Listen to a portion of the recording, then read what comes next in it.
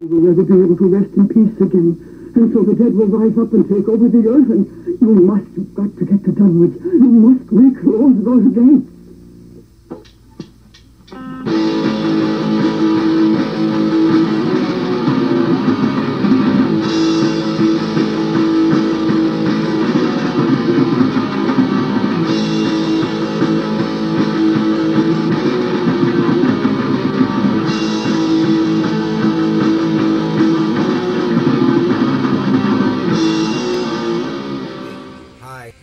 Everybody,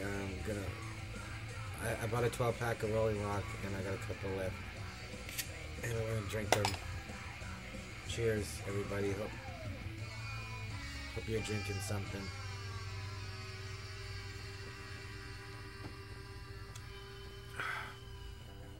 Okay, I have this huge zit right here. I just wanted to acknowledge that. I know it's there. Okay. I was reading some more comics.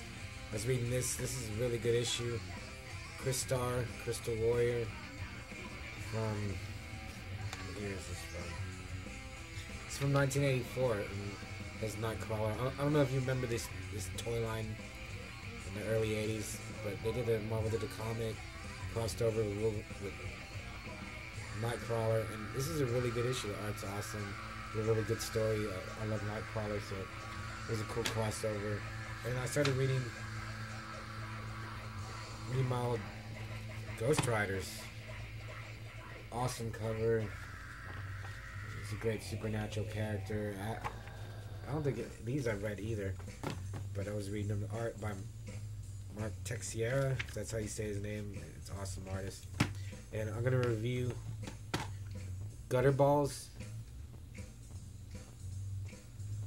The Balls Out Uncut version. This is another movie that I bought from my good buddy Derek. And thanks, Derek, for all the movies and for letting me use the Gods of Gore music on all your music that I'll use in the future. But Gutter Balls, right on the cover it says, brutally violent, oversexed, and over the top, amazing. Again, that lives pretty much sums up the movie, and the movie does live up to that.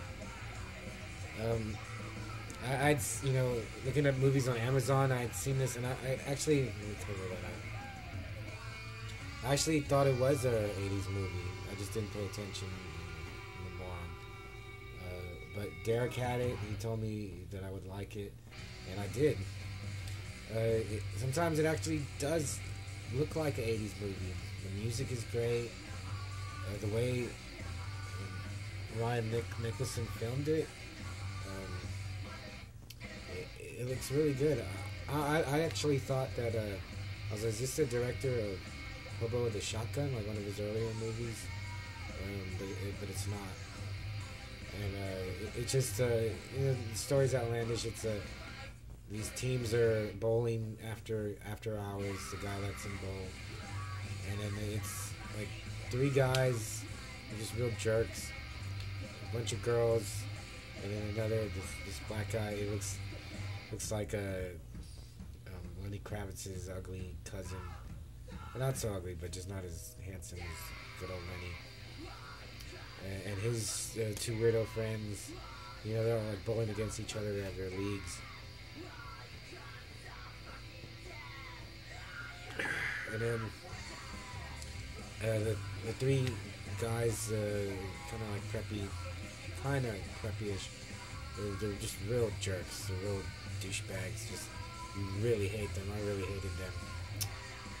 And then they're arguing. They get into a fight, and the fight was pretty brutal. You feel the punches, you feel the hits, and he, I think the leader of the bad guys, his name is Steve. He starts beating up the black dude, and this girl drops a bowling ball on his foot, and just from there, that just sets off the chain of events.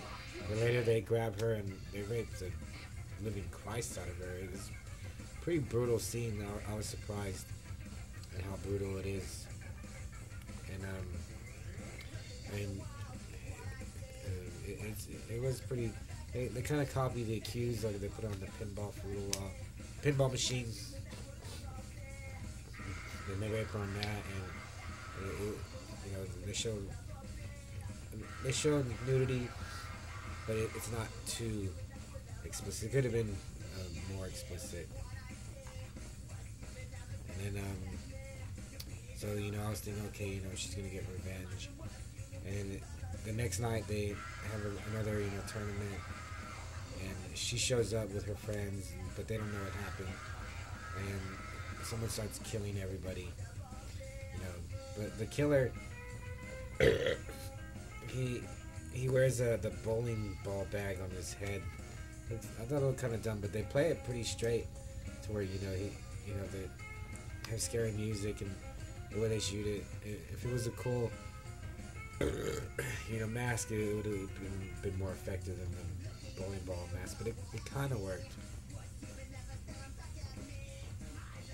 And he starts killing everybody off, but he starts killing not the ones that raped her, but just the other people playing. And I was like, man, when's he gonna get to the guys that actually raped her? He's kind of killing her friends and some people that didn't have anything to do with it. And the kills are the first kill was kind of funny. It's during a sex scene where I guess that's why it's the balls out uncut version, because they show Scope blowing this dude, and it was for real. I was surprised that they actually showed that. I mean, you see her like going down on him. It didn't really bother me, and it didn't seem like porn, even though it pretty much is. But the way he kills them is not too graphic, but for the most part, the kills are pretty good. There's some where it could have been better, but there's some they're pretty brutal. The gore is great. I really liked it. And I thought the movie was filmed. It had its own look, its own style, and but the gore really it pushed it over the top for me to make me like it. There's like throat slashings and head bashings, and they look pretty real. At least they're realistic enough to where you feel kind of cringeworthy, and that's great. To where it's a little unsettling like that. Oh, there's the back, and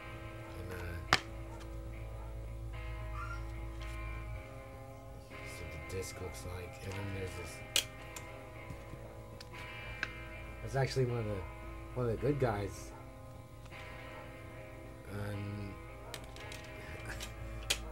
I looked this up on IMDb, and a lot of people hate it and like really rag on it. And there's even people talk about how much the F word is said in here. Yeah, I think they say it more than movies like Goodfellas, Scarface, Casino. I think they really do say it here, but it never got annoying. I thought it was kind of funny. And the bad guys, after a while, one of them, this guy he's really funny in his scenes. And the way he just delivers his dialogue, and the way his friends react to him, the stuff that he says, I thought it was pretty good. Let's see what else. I don't want to give anything away. I don't want to give anything away, because if you're into gore and like movies like Hobo the Shotgun,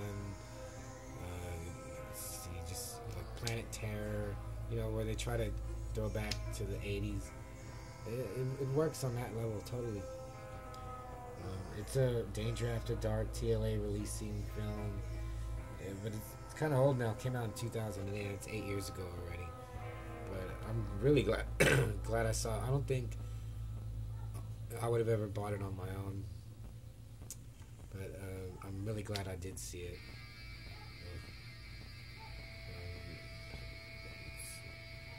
See what else. There's really not much else I can say without giving, the plot and the ending away, or even the kills. The gore is really good.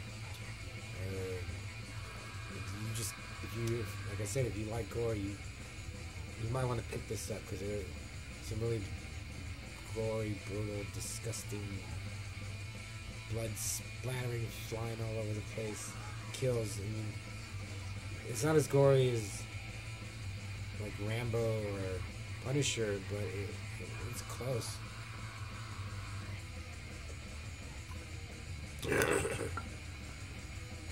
I mean, hell, I'd say let Ryan Nicholson, let him do a Halloween or a Friday the 13th or a remake or something like that. I know he's made more movies since then, and yeah, I heard that he did 100 Tears. I think that's one of his movies, and now I really want to see. I really want to see his other movies on the strength of Gutterballs. So okay, I'm gonna stop this now. Thank you for watching. Thanks, Derek. Gutterballs. I really had a good time watching, even though I was like just gotten off of work. I was tired. Was drained from a hard day's work. But thanks. And thanks, Ryan Nicholson and everybody in Gutterballs. It was a good viewing experience, so I'm glad I saw it. So thank you, everybody, for watching the videos. I hope to get more subscribers and likes and all that stuff. And I'll see you later. Bye.